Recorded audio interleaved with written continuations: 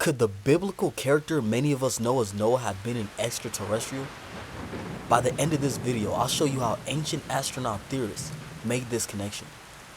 Whether you believe it or laugh it off as conspiracy is for you to decide. If you love this content, don't forget to hit that subscribe button. With that being said, it's your host, Mr. Vice. Let's jump right into it. I think the best way I can explain this is by starting with the birth story of Noah himself, then explain the connection made by conspiracy theorists. Just a brief explanation on what the Book of Enoch is. It's an ancient Hebrew apocalyptic religious text ascribed by tradition to the patriarch Enoch, who was the father of Methuselah and the great-grandfather of Noah. This work is not considered to be canonical scripture by the majority of Jews or Christians. Despite this status, ancient astronaut theorists use it nonetheless. I want to begin by reading the text itself. This is the birth story of Noah. Quote, "And after some days my son Methuselah took a wife for his son Lamech, and she became pregnant by him and bore a son.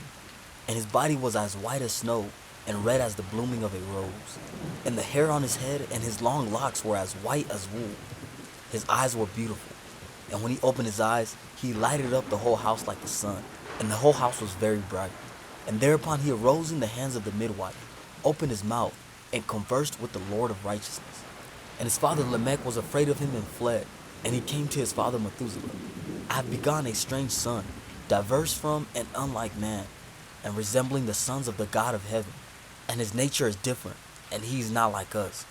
And his eyes are as the rays of the sun, and his countenance is glorious. And it seems to me that he's not sprung from me, but from the angels. And I fear that in his days a wonder may be wrought on earth." After reading that, it becomes obvious why this text could fall right into the hands of conspiracy theorists.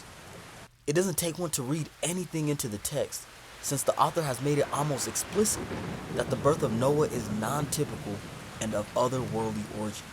According to the author, Noah's father Lamech speaks to his own father saying, "I have begotten a strange son, diverse from and unlike man, and resembling the sons of the God of heaven. And it seems to me that he's not sprung from me, but from the angels." He almost couldn't have made it more explicit that Noah is not fully human.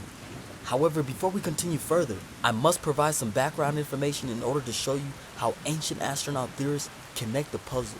Theorists believe that ancient Sumerian deities weren't actually gods, but extraterrestrials called the Anunnaki, who, after creating humanity, deceived us through advanced technology that they were gods, and that these same extraterrestrials were worshipped in different civilizations all around the world.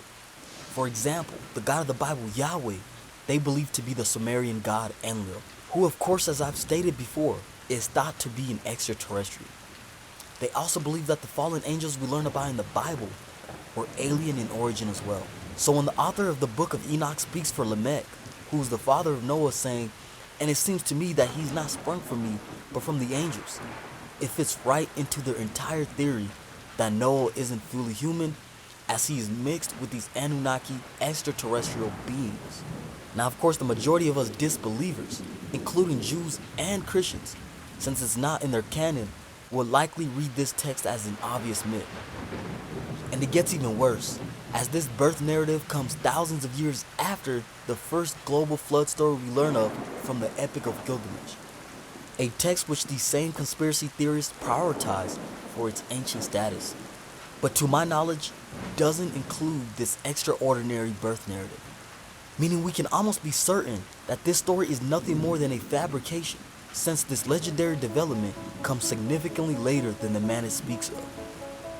But that's it for this video, guys. If you liked the video, don't forget to hit the subscribe button, comment down below your thoughts. But with that being said, it's Mr. Vice, and I'm out.